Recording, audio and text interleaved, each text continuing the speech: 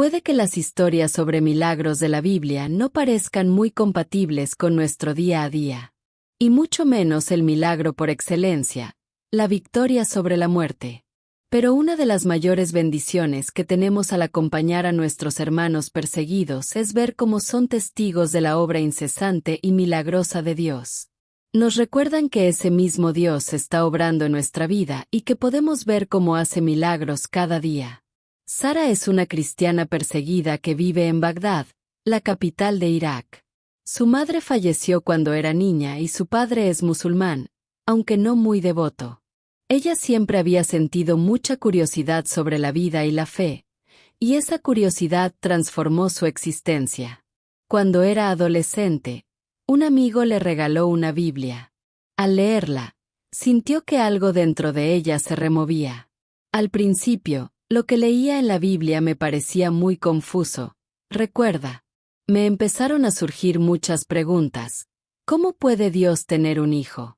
¿Qué quiere decir que Jesús murió por mis pecados? ¿Cómo podríamos nosotros ser hijos de Dios? ¿Qué quiere decir hijo del hombre? El Islam le había enseñado a tener miedo a Dios, lo cual contradecía aquello que estaba leyendo en la Sagrada Palabra. Si dice que Dios me ama y ha muerto por mis pecados, ¿cómo me va a castigar?, se preguntaba. Buscando respuestas, Sara consultó a su padre, quien le dijo que la Biblia era un libro inventado. «Déjala y no la vuelvas a leer», le ordenó. Pero no podía hacerlo, confiesa Sara. Entonces leí el Corán y lo comparé con la Biblia. Me sorprendió y horrorizó tanto.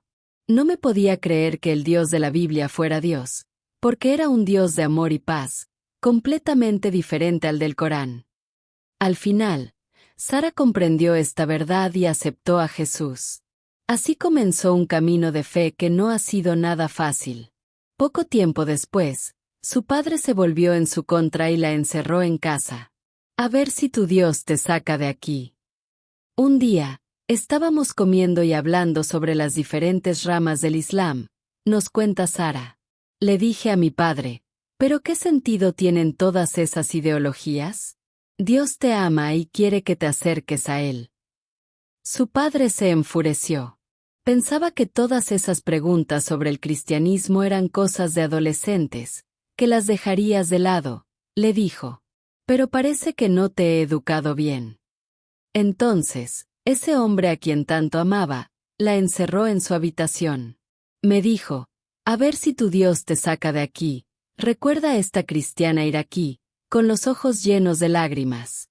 Me sentí muy asustada e impactada, pues mi padre siempre había sido muy bueno conmigo. Sara pasó 10 días encerrada en la habitación y sin comer. Pero Dios no la abandonó.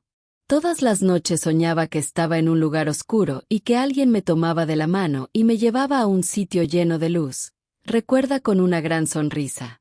A pesar de mi situación tan dolorosa, tenía esperanza y fe en Jesús.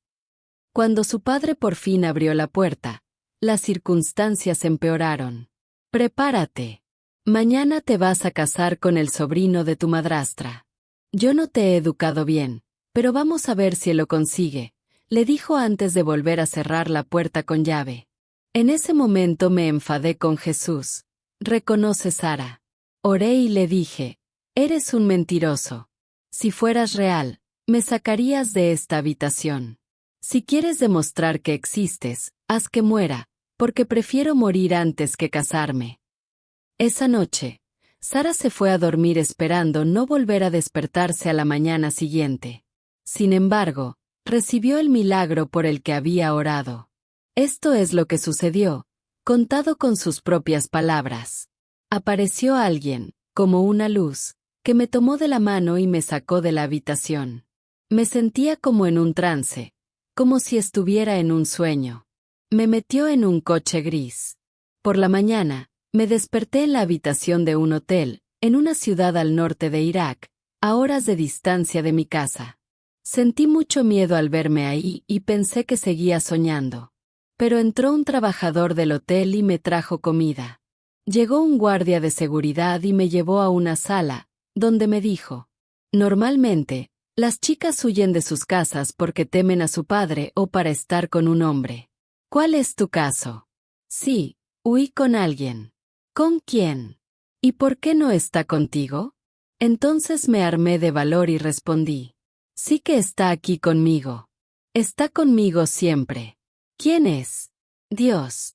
Le conté mi historia y dijo que tendría que verificarlo con mi padre.